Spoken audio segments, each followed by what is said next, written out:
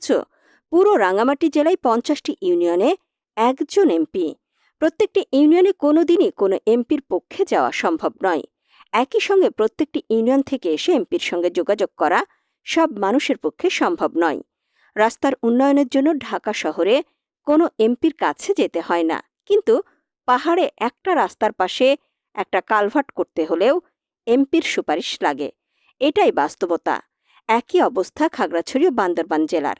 তিনি আরও বলেন, এ দুর্দশা থেকে মুক্তি পেতে পার্বত্য চট্টগ্রামে এমপির সংখ্যা বাড়ানো দরকার।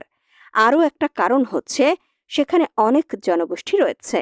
তার মধ্যে মারমা, ত্রিপুরা ও চাকমা, এ তিনটি মূলত প্রধান। রাজনৈতিক দল সবসময় তাদের থেকেই এমপি নির্বাচিত করে, কিন্তু এরপর যে ক্ষুদ্র ক্ষুদ্র গোষ্ঠীগুলো আছে, তারা কখনোই নেতৃত্ব দেওয়ার সুযোগ পায় না। যদি সংসদীয় আসন বাড়ানো হয়, তাহলে তারাও এমপি হওয়ার সুযোগ পাবে।